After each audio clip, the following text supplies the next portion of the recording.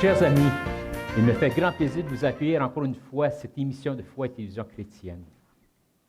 Ouvrons notre cœur pour laisser l'amour de Dieu pénétrer en nous. En cette belle journée, nous recevons notre conférencier, l'abbé Boniface Moillet, qui va nous présenter la 4e tranche de son enseignement, Restez en tenue de service et gardez vos lampes allumées. Accueillons chaleureusement l'abbé Boniface.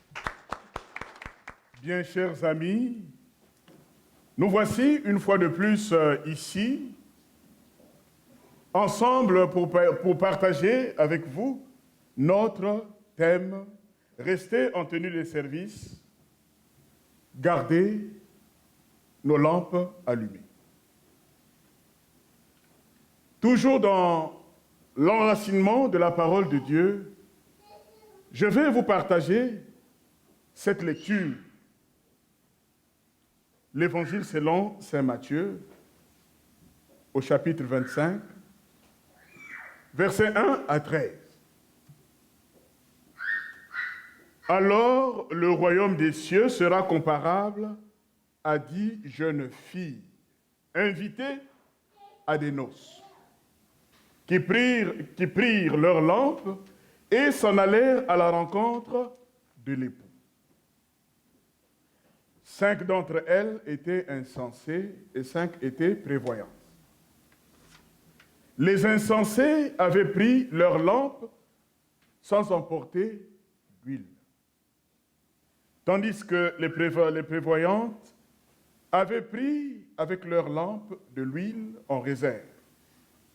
Comme l'époux tardait, elles s'assoupirent toutes et s'endormirent. Au milieu de la nuit, un cri se fit entendre.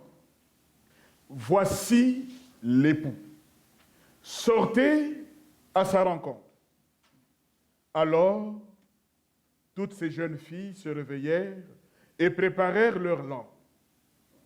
Les insensés demandèrent aux prévoyantes, « Donnez-nous de votre huile, car nos lampes s'éteignent. » Les prévoyantes leur répondirent, « Jamais cela ne suffira pour nous et pour vous. Allez plutôt vous en procurer chez les marchands. »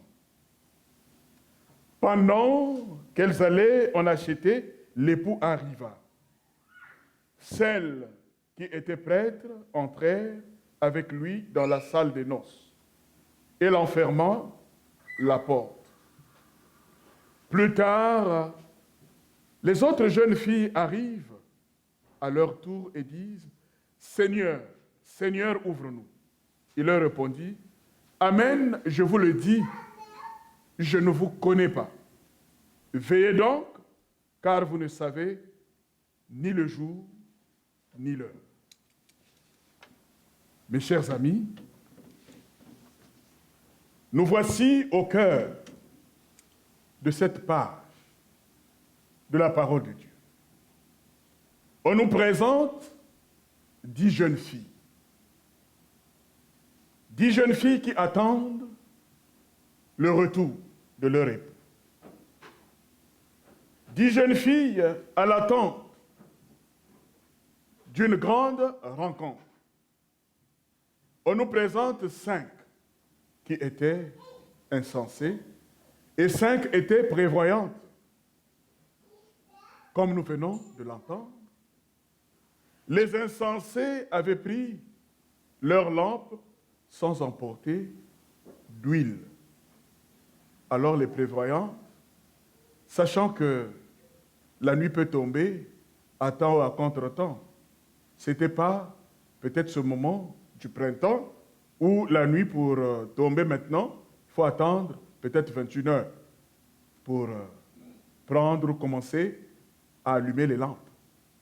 Mais les prévoyants, ils ont quand même prévu un peu d'huile dans leurs lampes. Voilà pendant qu'elles étaient dans l'attente, pendant qu'elles étaient en train de veiller, la fatigue, comme le corps humain, avec ses pesanteurs, peut fléchir, peut succomber. Et elles dorment, toutes les filles. en attente de leur Seigneur, en attente de leur époux, en attente de la rencontre. Malheureusement, l'époux tardait à venir. C'est à l'heure où elle ne s'y attendait que l'époux arriva. Ceux qui avaient des lampes avec un peu d'huile, voilà comment l'époux les accueille. Le Seigneur, avec lui, nous vivons comme époux, épouse. À sa rencontre, veillons. Pour que cette rencontre se réalise, nous devons être en éveil. Tant qu'on va toujours continuer à dormir, dormir c'est bon, hier nous le disions, pour la bonne santé. Sinon, on restera toujours tendu sans dormir, non. Mais pour la bonne pression, il faut dormir, il faut se reposer. Pour le cœur, même pour le cerveau. Mais le Seigneur nous demande de veiller. Veiller dans la foi, veiller dans l'amour, veiller avec conviction. Ne soyons plus des aveugles. J'espère que, à la fin de notre rencontre d'aujourd'hui avec le Seigneur, nous allons repartir comme cet aveugle qui a rencontré le Seigneur, qui a reçu la lumière, désormais marchant dans la lumière du Christ. Nous avons chanté ce chant durant le temps de Pâques, durant tout ce temps ou cette année de liturgie. Enraciné dans la parole, c'est notre invitation. C'est aussi notre thermomètre si nous avons besoin de vouloir trouver quelques solutions ou comment nos ancêtres ont cheminé dans la foi, ont cheminé avec conviction avec le bon Dieu qui nous appelle aujourd'hui à garder nos ceintures au rep et à garder nos lampes allumées. Il suffit de rentrer ou de se plonger ou d'aller de temps en temps glaner dans la parole de Dieu. Elle est là, elle ne passera jamais. Nous allons tous passer, mais c'est le même texte, c'est la même parole de Dieu que nous lirons d'année en année. Restons en tenue de service, gardons nos lampes allumées. Mes amis, aujourd'hui, l'époux va arriver. Quand est-ce va-t-il arriver? On ne sait pas. Qu'est-ce qu'il faut? Il faut veiller. Pour veiller, il faut être courageux. La veille demande le courage. La veille demande la patience. La veille demande une conviction profonde. Sans cela, il est difficile. Il est difficile. Surtout maintenant que nous sommes en train de rentrer un peu dans cette période, printemps et été là. Surtout quand on veille dehors, nous aurons un peu les maringouins, les petites bêtes là qui viendront là nous piquer. Mais si on n'est pas persévérant, on va fuir. Mais les maringouins, c'est juste une image. C'est aussi nos fatigues, nos faiblesses. Nous en avons. Mais comment y dépasser? Comment y faire? Je le dis et je l'ai dit, Dieu n'a pas besoin de notre orgueil. Mettons de côté cet orgueil. Dieu n'a pas besoin de ce que, ou bien de notre grosseur, comme le Père Boniface, il est gros gras là, il a maintenant 50 ans. Donc, en tout cas, vraiment, je le veux. Dieu ne veut pas le Père Boniface parce que il est gros. Non. Dieu a besoin de mon cœur. Dieu a besoin de moi pour être à son école, pour être à son service, pour être au service des autres. Rester en tenue de service, garder nos lampes allumées, c'est une grande invitation. Mes amis, ne nous trompons pas. Dieu aujourd'hui, comme nous le disions toujours, Dieu n'a plus d'autres personnes, n'a plus d'autres femmes, n'a plus d'autres humains, sinon que nous qui sommes ici sur la planète Terre pour continuer à réaliser l'œuvre de la création. Pour bien construire, pour bien bâtir, il nous faut être en éveil, il nous faut être en tenue de service, que le Seigneur nous accompagne, que Dieu lui-même nous garde, que le Christ, le ressuscité, qu'il continue à souffler sur chacune d'entre nous, l'Esprit, son Esprit, comme il en a fait à ses amis. Si le Seigneur est pour nous, comme disait Saint Paul, si le Christ est pour moi, qui serait contre moi? Et j'ai toujours souvent cette image de la fois passée, un collègue qui, quand il driblait, il avait un jeu justement individuel.